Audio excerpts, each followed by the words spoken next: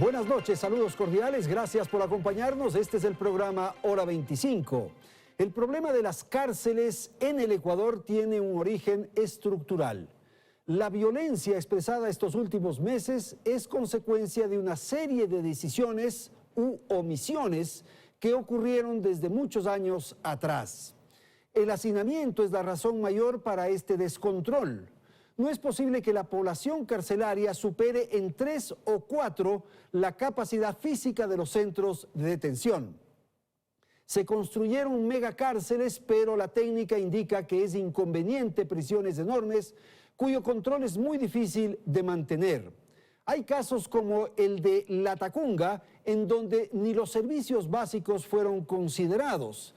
Se llegó al extremo que el suministro de agua potable, por ejemplo, no estaba dispuesto al momento de la inauguración.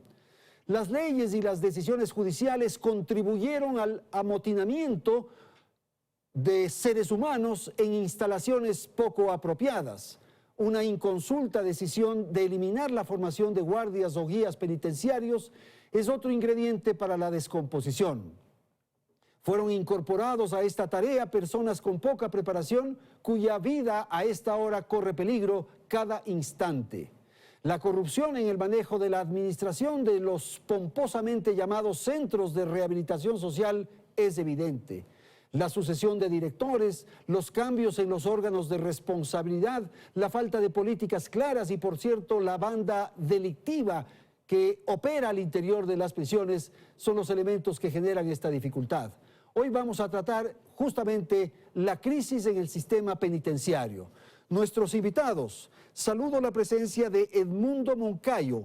Él es el director general del Servicio de Personas Privadas de la Libertad. Está también con nosotros Itania Villarreal. Ella fue directora nacional de rehabilitación. Agradezco la presencia de Pablo Encalada. Él es abogado y profesor universitario. Y damos la bienvenida a Sonia Andrade. Ella es activista por los derechos humanos. Gracias a la audiencia, gracias a nuestros panelistas. Belén, buenas noches. Andrés, amigos, muy buenas noches. Precisamente en el Ecuador existe un problema en el sistema de rehabilitación social.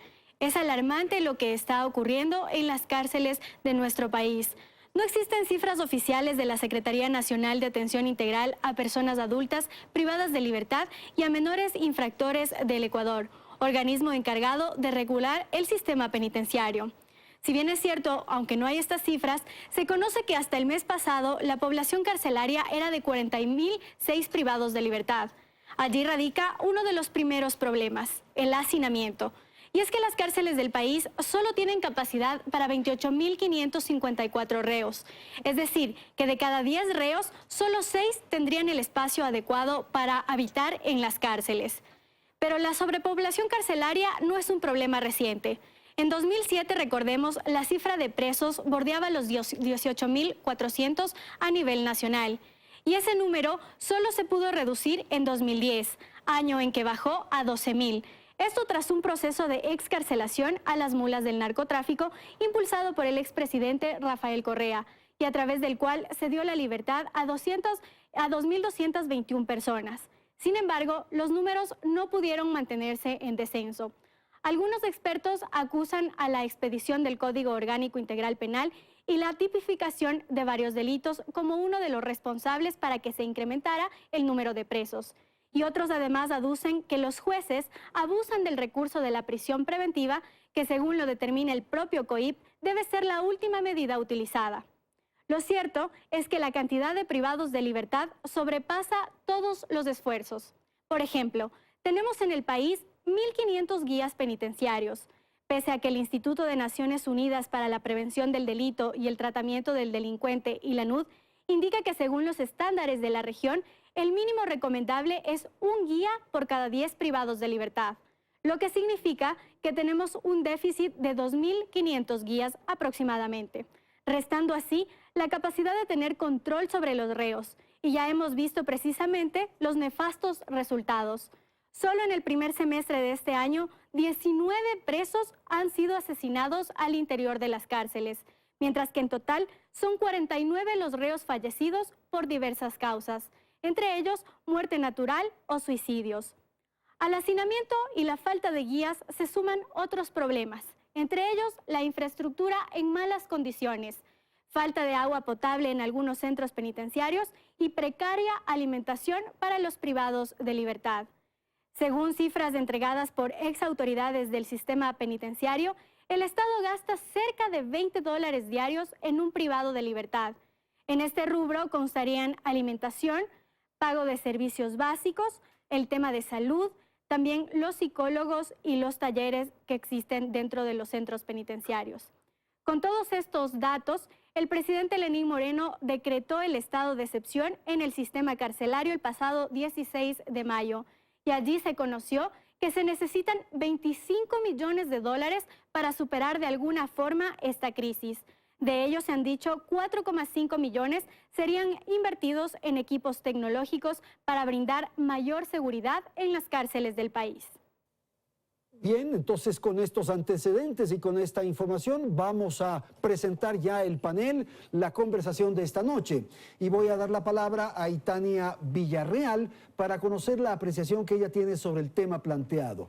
¿Es realmente crítica la situación de las cárceles? Buenas noches, le escuchamos. Buenas noches, Andrés. Muchísimas gracias por la invitación. Buenas noches a los invitados panelistas, mi estimada doña Sonia, colega doctor Pablo Encalada y doctor Edmundo Moncayo, director actual del Sistema de Rehabilitación Social.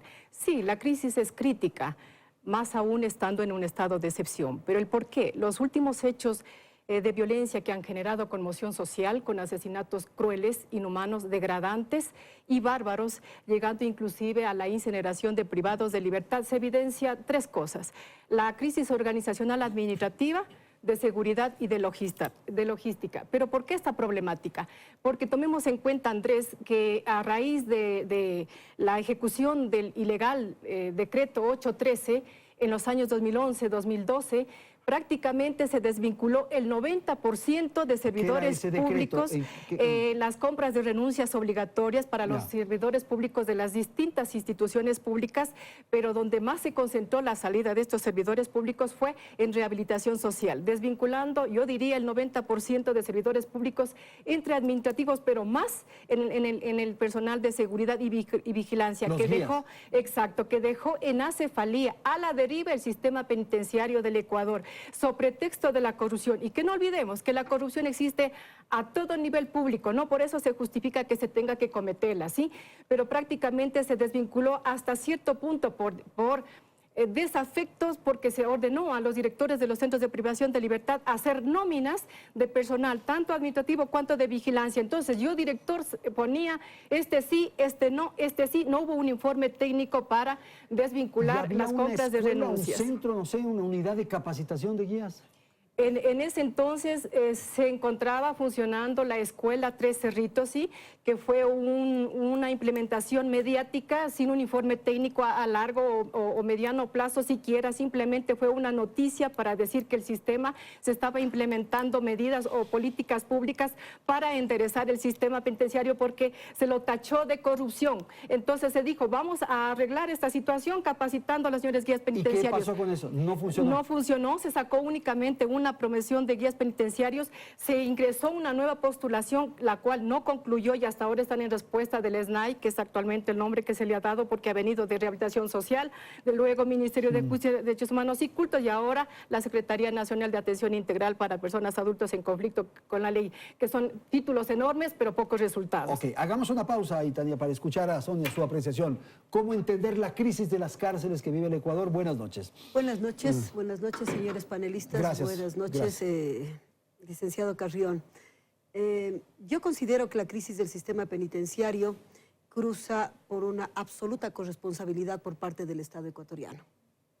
Me parece que el número de privados de libertad no se compadece estadísticamente al número de habitantes que tiene el Ecuador. Observo que hay una evidente ausencia de voluntad política para arreglar el problema de las cárceles. Perdón, no hay proporción entonces en el número de habitantes que hay en el Ecuador frente al número de presos que tenemos. Así es, estadísticamente no se compadece, y eso lo dice la norma y los profesionales en derecho así lo saben. En ese contexto creo que la ausencia de voluntad política frente al manejo de un grupo de habitantes o de una población que en términos poblacionales está calificada como desechable es evidente. Ese es el concepto, desechable. Así es. O sea, hay, de acuerdo a la lectura del Fondo de Población de Naciones Unidas, habemos países inviables. En el marco de los países inviables habemos poblaciones desechables. Entonces, ahí hay un rango de personas a las que ya no hay nada que hacer con ellos y con ellas. Y hay que encerrarlas, hay que meterlas, hay que no estarlas solamente ahí. eso, sin embargo, de aquello yo creo que el delincuente es aquel hombre o mujer que ha cometido o ha incurrido en el cometimiento de un delito. Este delincuente está de la puerta de una cárcel para afuera. ¿Por qué? Pero el momento que cruza la puerta de una cárcel para adentro, el Estado tiene la obligación de rehabilitarlo. Pero ¿qué estamos haciendo por la rehabilitación social en el país? ¿Cómo puede ser posible que hasta el momento actual haya gente presa porque el privado de libertad y estos eufemismos baratos con los que se califica ahora a los delincuentes, a los presos, a los que han cometido un delito, son eufemismos baratos con el que tratamos de disfrazar realidades profundas, ¿no es cierto? Los presos en su conjunto deberían tener la posibilidad de ubicar acciones estratégicas que les permitan rehabilitarse. No hay herramientas rehabilitadoras, no brinda el Estado ecuatoriano herramientas rehabilitadoras efectivas. Entonces, yo me pregunto, y siempre me he preguntado, ¿qué hace un hombre o una mujer encerrado 11 horas y media al día si es que se le depriva comunicacionalmente, se le depriva afectivamente, se le depriva alimentariamente, o entre otras deprivaciones? Pero esa es la cárcel, ¿no? Esa es la cárcel. No. No debería ser. No debería ser así. En la cárcel deberíamos tener en estas ciudadelas penitenciarias, así llamémoslo, deberían existir espacios de encuentro, capacitación, educación y profesionalización de los presos. El concepto de rehabilitación. Por supuesto que sí. Tenemos cárceles que tienen una muy buena cantidad de terreno. En estos espacios de terreno deberían generarse la creación de huertos urbanos, granjas porcinas, granjas avícolas, granjas bovinas. Capaz que los presos van a poder alimentarse y a poder autosustentarse alimentariamente de lo que ellos y ellas están Gracias, Sonia. produciendo. Vamos con Pablo Encalada, su apreciación de este primer tema planteado, la crisis en las cárceles. Buenas noches, Buenas Andrés. noches. Buenas noches a los panelistas y a todos los televidentes. Efectivamente, tenemos un problema que no lo podemos desmentir.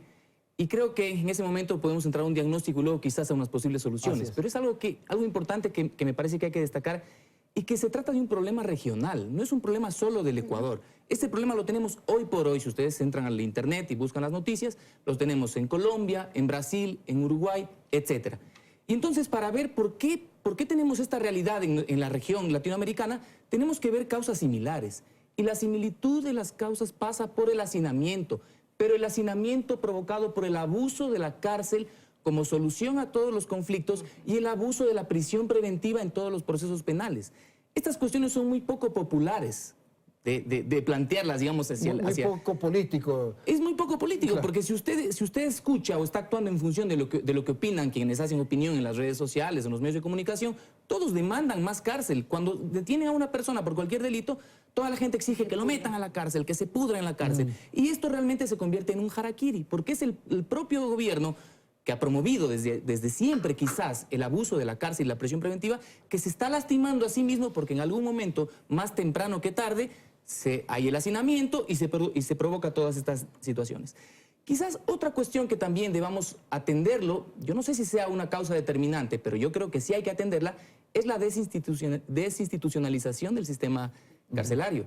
Tuvimos un Ministerio de Justicia que en su momento, cuando el presidente Moreno dijo se termina hasta acá el Ministerio de Justicia, hubo mucha gente que aplaudió y muchos nos vimos seducidos a celebrar esta eliminación del Ministerio de Justicia. Porque si bien cumplía un rol importante quizás respecto al sistema carcelario, lamentablemente había tenido un rol político que lo hacía indeseable cuando interfería en el sistema de justicia. Pero claro, veíamos solo quizás por la superficie, pero en el fondo se estaba desinstitucionalizando y por ahí puede pasar la razón por la cual a partir de eso hay más problemas en el sistema carcelario. Y una última cosa, Andrés, Dostoyevsky decía hace más de 150 años, el grado de civilización de una sociedad se mide entrando a sus cárceles. Y si nosotros como sociedad no estamos de acuerdo en invertir en aquellos que son quizás una de las personas más vulnerables, difícilmente vamos a tener un mejor grado de sociedad o de civilización. Ahora, el problema que usted refiere, que es que se expresa en la región en su conjunto, obedece a circunstancias más o menos parecidas. Pero totalmente identificada. Muy identificada. Que es el abuso de la prisión como solución a todos los conflictos y el abuso hacinamiento de la prisión preventiva. Es que estas dos cuestiones, el abuso de la cárcel, ya sea como pena o como prisión preventiva, conduce al hacinamiento. Entonces, ahora, mientras se conocen noticias de países europeos, en fin, que más bien están cerrando las cárceles, que no hay huéspedes, para ponerlo entre comillas, se entendería que es un problema más bien de orden judicial, entonces. No tanto, sí, también del de orden manejo judicial, de la ley. pero es yo creo, la idiosincrasia de nuestras sociedades latinoamericanas. Lo que pasa es que nosotros, los latinoamericanos, poco confiamos en las instituciones. Entonces, nosotros nunca apostamos a planes a largo plazo. Por ejemplo, Andrés, sería importante, en la época de mayor bonanza del gobierno correísta, de mayor bonanza económica, donde había secretaría hasta de intergeneracional, secretaría espacial, no hubo una Secretaría de Prevención del Delito. Es increíble. Entonces nosotros queremos todo rápido, cárcel, más policías, más jueces, pero no trabajamos en educar a la sociedad quizás o en prevenir los delitos, cosas que tenemos experiencias muy buenas incluso en Colombia, tan cerca de acá. Señor director, la palabra para usted de lo que acabamos de escuchar. Buenas noches. Buenas noches, Andrés. Distinguidas damas panelistas. Buenas noches, público televidente. Hemos analizado que este problema no es solo del Ecuador, hemos analizado que este problema es regional y la serie de circunstancias que se han dado para que este problema ya lo tengamos en nuestro país. Yo propongo en este momento que busquemos las 5 maneras para conseguir un modelo exitoso de rehabilitación social. Usted ya tiene ese plan de 5. La primera, la que consideramos que debe existir una decisión política. Yo considero que esa decisión política fue plenamente manifestada por el señor presidente de la República el día jueves anterior desde la ciudad de Guayaquil. La segunda, una inversión inicial y periódica. Los gobiernos del ramo nos han entregado una cantidad de dinero para poder iniciar a solucionar los problemas que afectan y que se necesitan obviamente de una actitud rápida y violenta para poder solucionar problemas de ejecución, de infraestructura, que son muchas de las acciones que ustedes han manifestado ahora. Luego, necesitamos tener continuidad en los procesos. Necesitamos que las entidades manifiesten el seguimiento de acciones determinadas que positivamente van a ir creándonos estabilidad.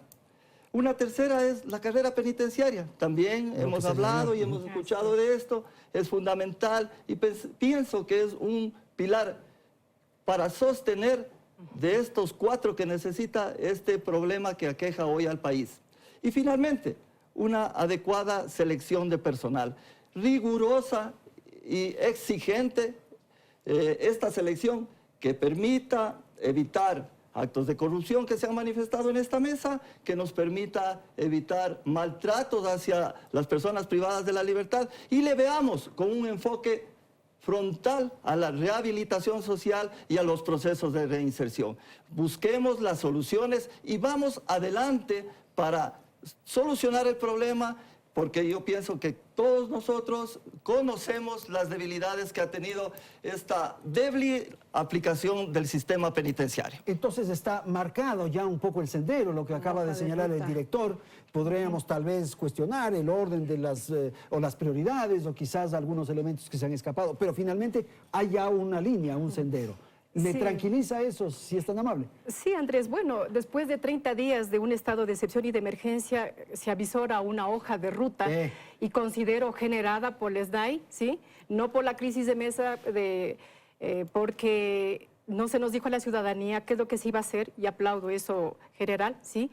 Pero yo le añadiría más a la decisión política que exista la actitud de emprenderlo ya, porque es urgente.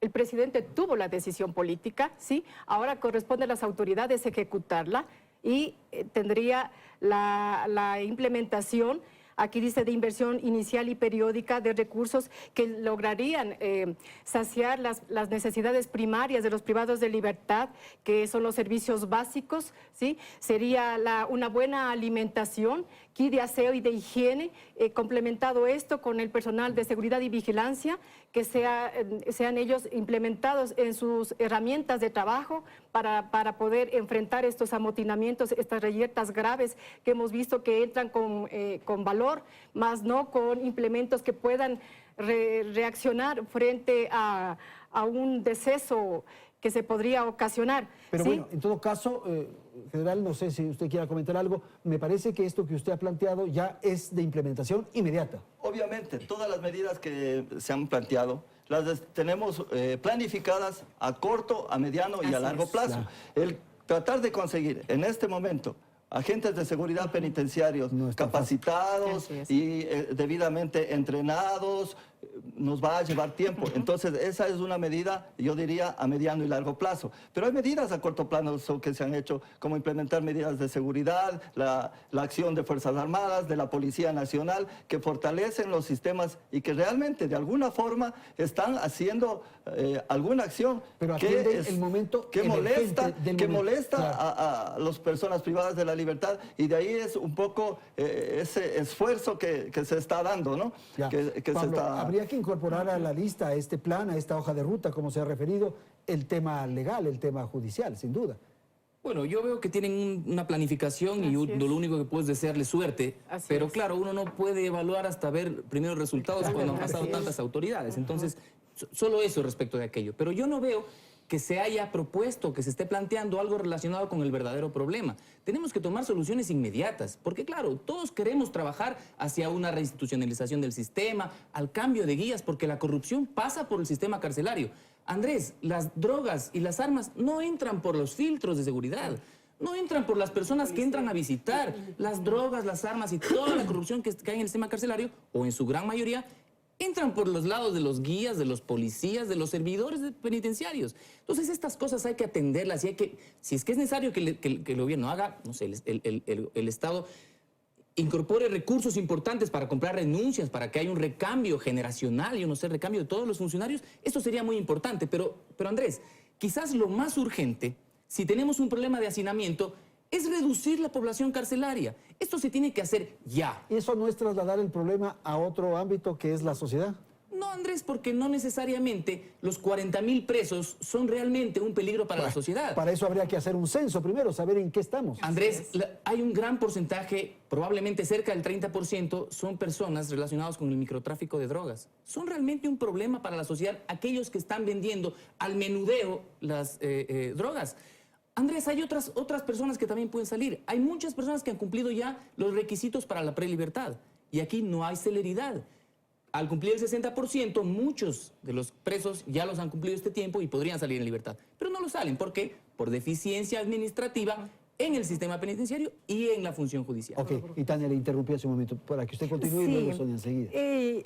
El general decía continuidad de los procesos. Yo le recomendaría que esa continuidad lo haga en procesos que realmente valgan la pena, porque no nos olvidemos que en la administración de la doctora Lady Zúñiga se hizo el gran modelo de gestión penitenciaria y resultó nefasto. ¿Por qué? Porque se reprimió derechos a los privados de libertad, como el cambiar horarios de visitas que tengan 2 horas de visita para la gente que viene de provincias a través de un medio informático, sí, que si usted no lo puede tomar, no lo puede visitar al privado de libertad, que se restringió derechos a los profesionales del derecho, valga la redundancia de la palabra, sí, el ingreso a los centros de privación de libertad, el maltrato hasta cierto punto al usuario, el no dar información, en el no despachar prácticamente los son procesos. problemas administrativos. Son procesos administrativos, pero lo que sí es... quisiera es que se observe qué procesos valen la pena continuarlos y que no, porque sería una degradación y no estaríamos alcanzando nada. También se ha dicho la corrupción del sistema penitenciario. La tacha no es solamente para los agentes de tratamiento penitenciario. Y sí, los que cometen irregularidades, delitos y contravenciones que se juzgue con el peso de la ley. Pero aquí también hay una complicidad con los miembros, de ciertos miembros de la Policía Nacional. El contubernio es en pareja, diría yo, ¿sí? porque no solamente ingresan objetos prohibidos a los centros de privación de libertad los agentes de seguridad penitenciaria, también han sido miembros policiales que hemos visto han ido prácticamente a detenidos, ¿sí? Y no se puede juzgar o hacer la generalidad, y está correcto aquello, ¿sí? También dice, demanda la selección de personal, perfecto, pero que se lo haga con una veeduría, ¿sí? Con una comisión interinstitucional, para que no se siga tachando al personal del sistema de rehabilitación social, porque parece ser que es la única institución en el sistema público que sufre de corrupción, cuando no es así, ¿sí?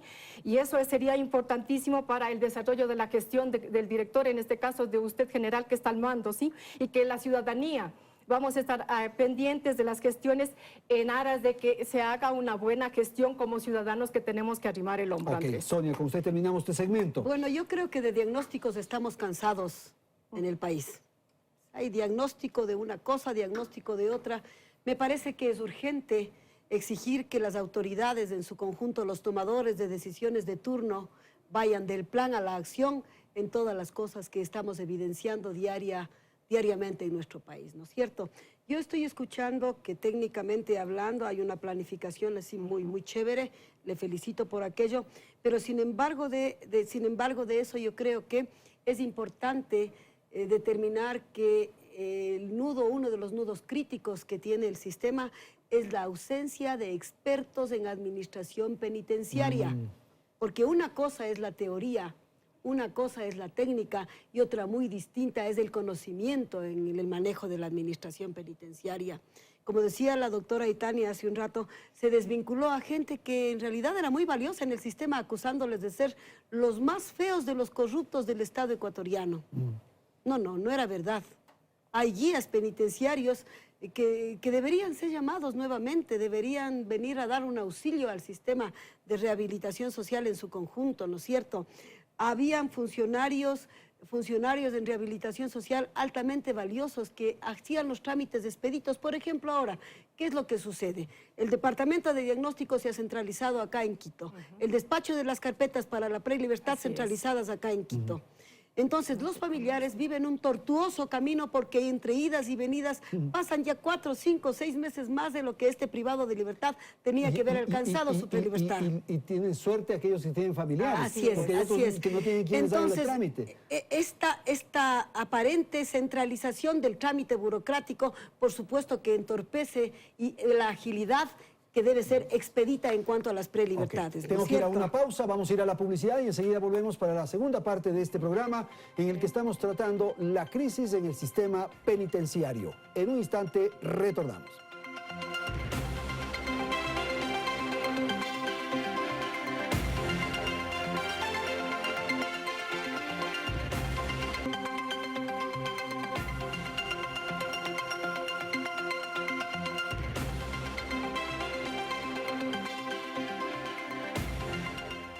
Ante los problemas encontrados en el sistema de rehabilitación social, se plantean algunas soluciones.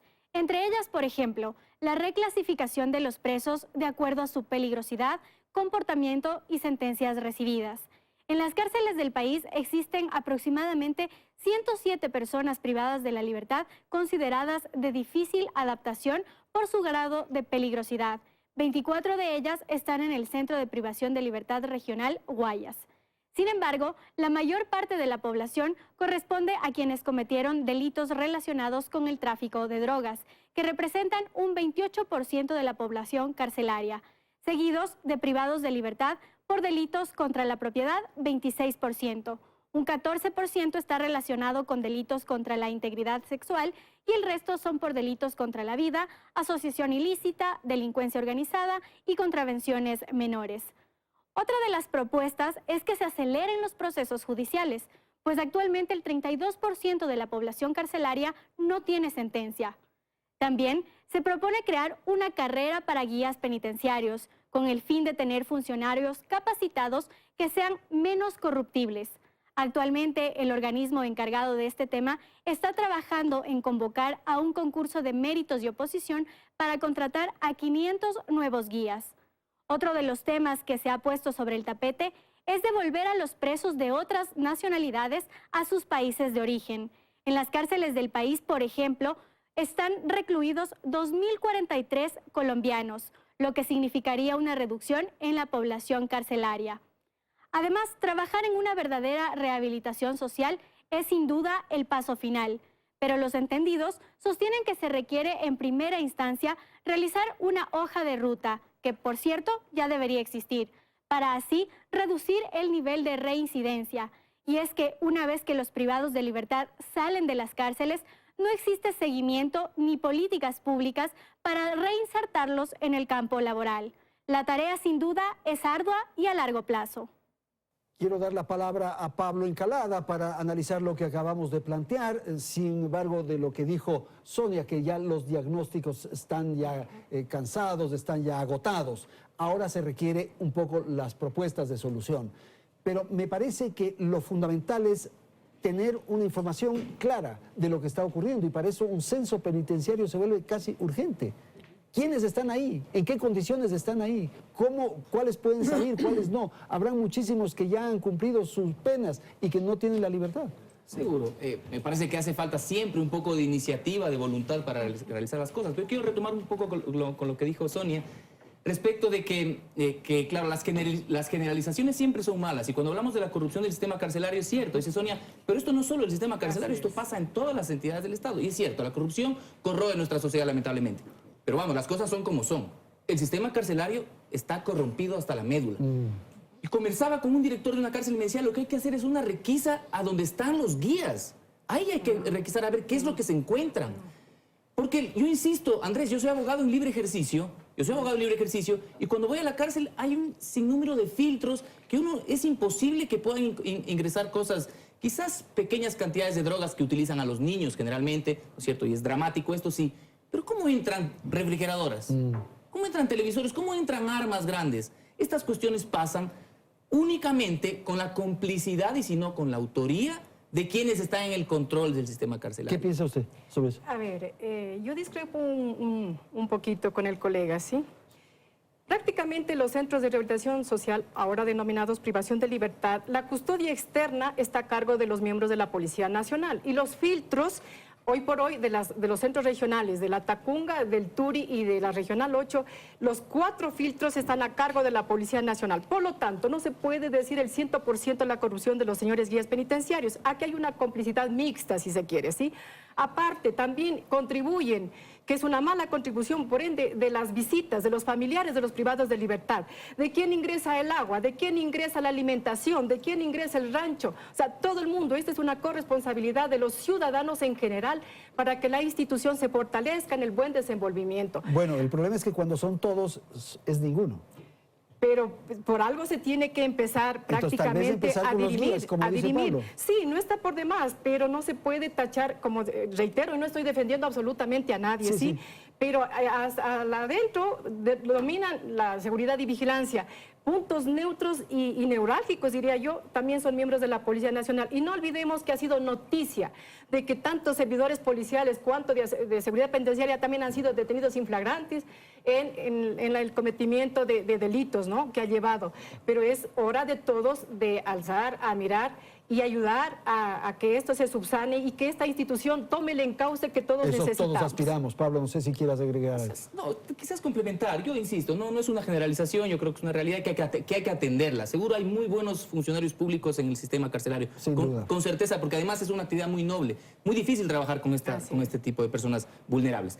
Pero Andrés, si hablamos de política criminal, cuando hablamos de cárceles hablamos de política criminal. Y la política criminal en nuestro Estado ha sido, por lo menos en los últimos 20 o 30 años, una política criminal populista. Usted, Andrés, no encuentra diferencia entre la política criminal de la derecha ecuatoriana y la supuesta izquierda o el correísmo. No hay ninguna diferencia. Ambas posiciones siempre han sido de maximización de la cárcel. Ambas han sido de aumentar delitos. El COIP, el Código Orgánico Integral Penal, dictado en el año 2014, es una de las causales por las cuales hoy por hoy tenemos la cantidad de presos y el hacinamiento. Andrés, yo todos los años doy clases en la Universidad Andina y al empezar el curso siempre doy la estadística de cuál es la población carcelaria. Cada vez que doy la estadística suben 2.000 presos. Entonces, ¿qué estamos haciendo para reducir aquello? Y esto requiere medidas urgentes. La primera, aliviar la carga de la población carcelaria. ¿Cómo? Indultos. Vamos, no veamos quizás no tomemos esta decisión a través del Twitter, mirando qué opina la gente, sino una decisión responsable de que para atender la urgencia hay que liberar a la población. Pero para eso sabemos que necesitamos saber quiénes están adentro. Pero sí, César, yo creo que esa es una información que fácilmente se puede levantar. Hay una discusión respecto al número de presos que hay, por ejemplo. Hay un debate sobre eso. Nosotros dimos una cifra, pero yo entiendo que hay criterios que cuestionan. ¿Cuántos cree usted, general, que hay? Estamos con 39.600 corte al 30 de mayo. ¿Ustedes qué creen? Yo creo que pasan de los 41.000 privados de Sonia, libertad. por favor. Yo creo que hay un subregistro. Así es, un Sí, subregistro. hay un subregistro. No hay un censo que realmente nos diga a los Evidentemente, lo que pasa es que este es un problema muy cambiante. Hay personas privadas de la libertad que salen, hay otros que ingresan. Entonces, es muy dinámico este número. Pero eso lo debemos tener en una computadora y saber exactamente Así cuántos es. están esta mañana y cuántos están en la noche. Yo considero que el Estado y todos los ministerios que están alrededor de nosotros, estamos componiendo ya el realizar el censo. Sí, entonces, es una realidad que tenemos que hacer un censo para establecer un número exacto. Saber cómo se Pero dice fundamentalmente al centavo, en las general, cantidades, ¿cuántos presos hay? Eso es fundamentalmente en las cantidades que hoy Siempre nos han estamos mentido, conversando, no vamos a cuadrar porque es muy dinámica. No creo, yo creo que se debería saber, como digo, en una computadora, saber exactamente cuántos presos hay en este momento y cuántos han sido liberados y cuántos han ingresado esta tarde. Andrés, disculpe, Yo quiero en decir- este momento nosotros podemos ir Y se sabe. y saber. Lo que pasa es que la información que llega a los panelistas puede ser diferente, por eso Ok. son los números que varían. Bueno, yo estoy escuchando distintos criterios técnicos altamente respetables, ¿no es cierto? Sin embargo, de aquello, cuando se menciona que hay 174 privados de libertad de difícil manejo, me parece que la respuesta del Estado debería ser la creación de un pabellón psiquiátrico para tratar psicopatías. ¿Mm? Es decir, yo tengo este número de presos difíciles, de difícil manejo, que ya son psicópatas, entonces he de tratarles psiquiátricamente. Un pabellón psiquiátrico urge para las cárceles del país. Este pabellón psiquiátrico manejado por técnicos, por psicólogos, por psiquiatras, da cuenta o le ha de dar cuenta a la sociedad ecuatoriana Ahora, que Sonia, son ahí presos sí me parece que hay prioridades de este momento. Así En es, este momento sí. estamos asistiendo a una crisis de unas Sí, características por un lado, tal. Quizás ya. esto que usted plantea, que me parece absolutamente válido, debe ser para una etapa posterior. Sí, por un Ahorita, lado. Por otro lado, me parece que la reforma del COIP Esto es sí. emergente, Eso sí. no urgente. Es emergente la reforma del COIP. Estos señores tomadores de decisiones de turno que están en esta casa donde que funciona la asamblea deberían hacer un mea culpa de su corresponsabilidad frente a la superpoblación penitenciaria. El abuso de la prisión preventiva está pasando una huella súper fuerte. Considero que el problema de seguridad es un asunto de carácter regional. También entiendo que el cometimiento del delito no es únicamente algo que convoca a ciudadanos y ciudadanas ecuatorianas, sino también a extranjeros, colombianos y venezolanos, y también un número un poco más bajo de peruanos.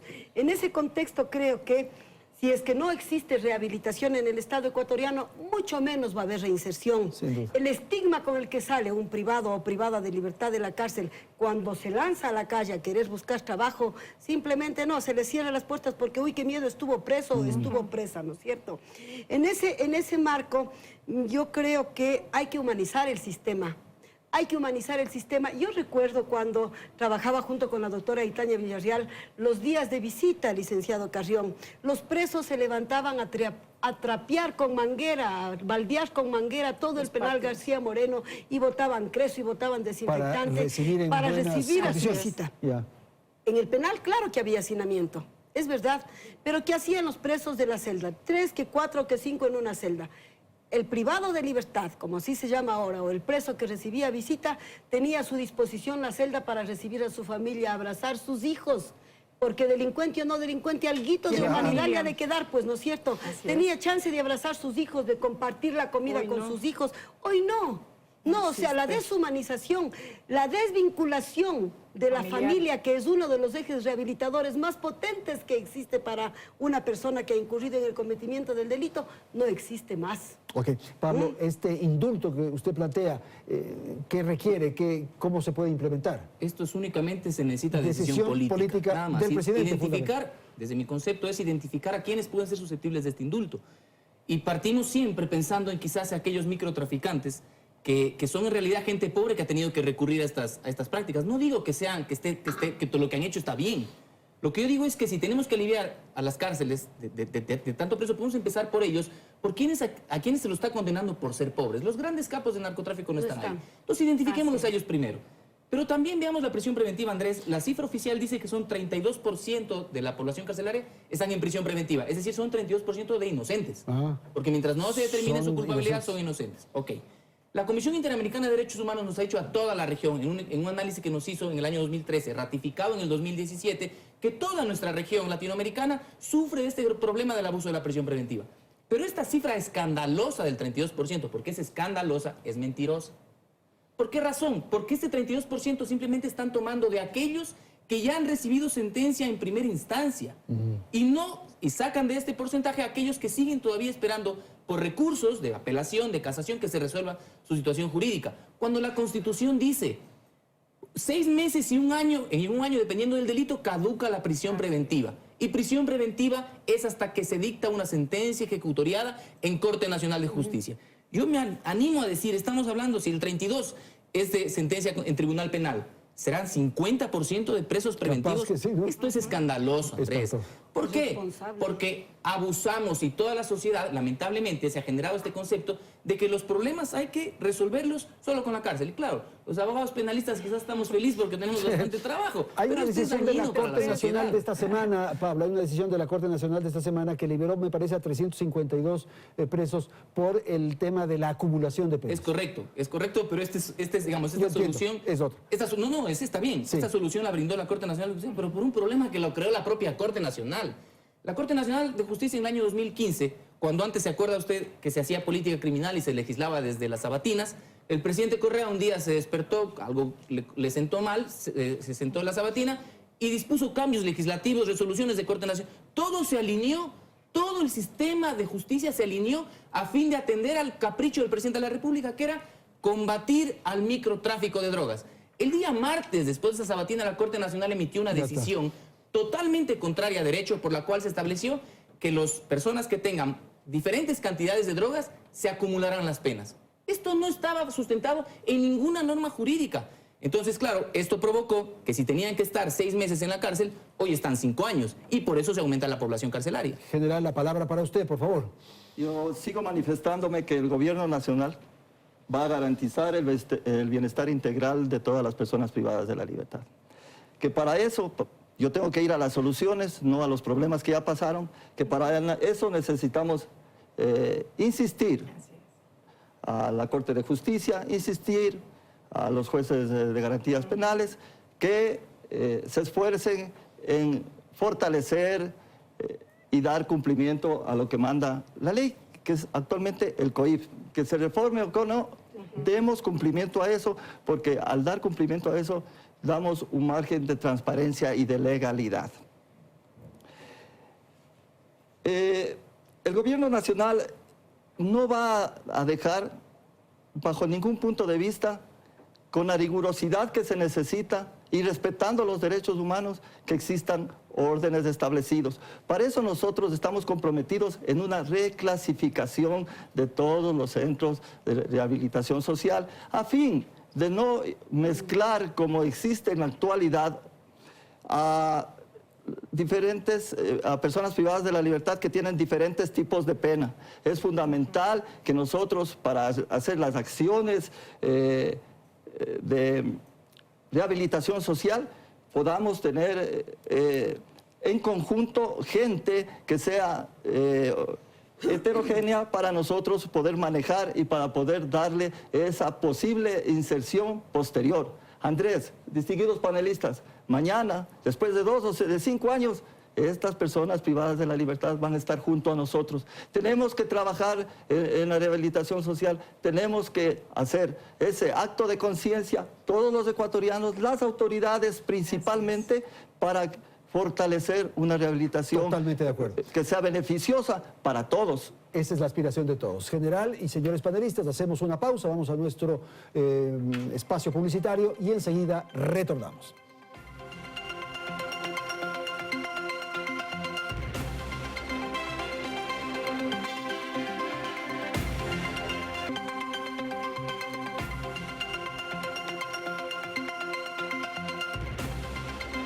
Ya se ha planteado los problemas, se han señalado cuáles son las dificultades que hay en el sistema, de alguna manera también se han definido algunas ideas o planteamientos de cuáles podrían ser las soluciones, pero el segmento final queremos entonces ir en esa dirección, Sonia. ¿Cuáles serían las ideas para resolver esta crisis? Adelante.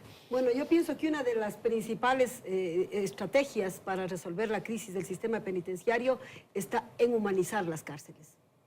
Hay que humanizar las prisiones, señor director, porque no se puede seguir manejando a los presos en bodegas humanas sin ningún tipo de alternativas. Tenemos unas inmensas bodegas humanas que dan como resultado, obviamente, un caldo de cultivo para que la violencia se incremente.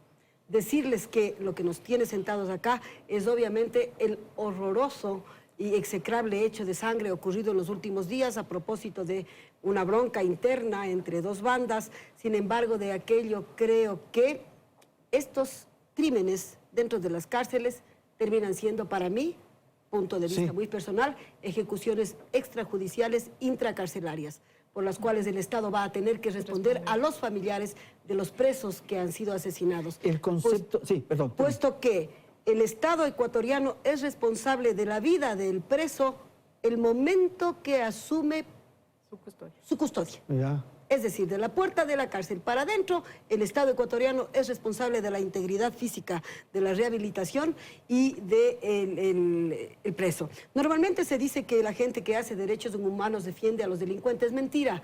La gente que hablamos de derechos humanos únicamente defendemos la vida, porque el solo hecho de existir nos hace poseedores de tener el derecho a la alimentación, a la educación, a la vivienda y al trabajo. Yo pienso que una de las estrategias que podrían bajar los índices de violencia es la reunificación familiar, señor director. Ubique una estrategia para que los presos abracen a sus hijos. Eso le va a ayudar muchísimo a bajar los índices de violencia. De mi parte, la sugerencia, señor director de Rehabilitación Social, sería la potenciación de los sistemas de seguridad de los centros de privación de libertad de manera urgente, ¿sí? La reubicación de las bandas delincuenciales antagónicas, por lo menos en las 3 regionales que prestan la seguridad. Velar por el buen vivir de los privados de libertad bajo la dotación de lo más básico que es el agua potable permanente, los kits de aseo que lo dije anteriormente, ¿sí? Una adecuada alimentación y una propuesta muy personal, la desintoxicación de las personas privadas de libertad mediante la recreación en la parte deportiva. Un ejemplo, tenemos en el país uno de los mejores preparadores físicos y de Sudamérica, que me honro en ser su amiga, del señor capitán César Benalcázar, que podría ayudar a combatir el ocio de miles y de miles de privados de libertad a través de charlas de motivación y la implementación de diferentes disciplinas al interior de los centros de privación de libertad. Eso se lo ha hecho, no con la clase de profesionales que estoy nombrando, pero en menor medida se lo ha hecho y ayudaría a combatir el ocio. Yo he hablado estos días con el señor capitán de esta problemática y está dispuesto a arrimar el hombro, siempre y cuando la SNAI abra las puertas y no se amurallen como fue en el pasado, que no atendieron absolutamente a nada, creyéndose que el Ministerio de Justicia, Derechos Humanos y Cultos se consideraba otra cárcel, que no dejaban prácticamente ingresar absolutamente a nadie, ni saber de nada, ¿sí? Y le pido en este segmento, señor general, que sea una institución de puertas abiertas. Los que vamos por nuestros representados, los que vamos a averiguar por nuestros procesos, por los más desprotegidos de este país, que no se nos cierren las puertas, déjese ayudar. Ok, Pablo, por favor. Andrés, seguramente quienes nos escuchan, muchos lamentablemente estarán esperando que la solución tiene que ser la violencia. Porque lamentablemente la violencia suele ser el primer recurso quizás de la torpeza o de los arbitrarios. Y nosotros no podemos atender, porque la gente dice que entren los policías, las Fuerzas Armadas a matar adentro, o qué bueno que se estén matando entre ellos. Esto es lo que piensa la ciudadanía comúnmente, lamentablemente. Yo creo que es muy importante humanizar. No puede ser posible que con $2.50 coma cada uno de los presos todos los días. ¿Cómo hace? ¿Cómo hace para comer con esa cantidad de dinero? Y que además se les roban y hay corrupción en estos temas. Pero sobre todo, Andrés, los guías penitenciarios tienen turnos de 24 horas. 24 horas. ¿Qué significa que estén 24 horas? Tienen demasiado tiempo para estar interactuando con la población carcelaria. Aquí hace falta también iniciativas, voluntad. Si se hacen turnos de 6 horas, ¿no es cierto? Quizás los guías los rotan, no están todos en el mismo tiempo. Quizás ahí hay menos o se reduce la posibilidad de que se ahonde en la corrupción. De que se contaminen. De que se contaminen, porque lamentablemente es un ambiente tan vulnerable, ¿no es cierto?, que los guías penitenciarios que ganan $600, cuando un teléfono celular que afuera cuesta $300, adentro cuesta $2.000, ¿no es cierto?, hace muy, quizás, rentable la corrupción. Un tabaco cuesta $5 allá adentro. Las drogas me decían que cuesta, no sé, $100, puede ser un poco de cocaína, qué sé yo. Pero en todo caso, si es que nosotros vamos a plantear las soluciones, sí, hay que apuntarle hacia la humanización del tratamiento de los privados de libertad. La productividad, Andrés. ¿Por qué no trabajar en que no se los puede obligar, obviamente, a trabajar? Porque cada quien es libre si quiere superar, digamos, estos problemas o rehabilitarse, pero hay que darle las posibilidades de que ellos puedan incorporarse en el sistema productivo. Ellos en sí mismos son una población súper interesante porque son un mercado ellos mismos. Pero, y más allá de eso, creo yo, desde el punto de vista del derecho, aquellas propuestas que yo había manifestado acá, es el indulto por parte del Ejecutivo, que se identifique quiénes pueden ser merecedores de un indulto. No es que todos van a hacerlo, ¿no es cierto? Lo otro es que haya una coordinación con la función judicial para que la resolución última de la Corte Nacional de Justicia y los procesos de prelibertad se aceleren y puedan salir en libertad aquellas personas que ya pueden salir en libertad. Terminamos con usted, general, lo más rapidito posible. Fundamentalmente hemos estado hablando, y yo coincido mucho en que mis tres ejes planteados, como son la seguridad, el hacinamiento y la infraestructura, que es un planteamiento gubernamental, que es un planteamiento del señor presidente de la República, estén enmarcados en todo lo que se ha dicho el día de hoy. El compromiso es de garantizar ese buen trato, ese humanismo a las personas privadas de la libertad, con seguridad, con disciplina y con transparencia y honestidad. Y definitivamente la SNAI estará y trabajará con las puertas abiertas para todos, porque tiene que ser fundamental que nosotros podamos saber los problemas que aquejan a cada una de las personas privadas de la libertad y sus familiares. Muy bien, muchísimas gracias a nuestros panelistas de esta noche, gracias a la audiencia, felicidades, hasta la próxima semana.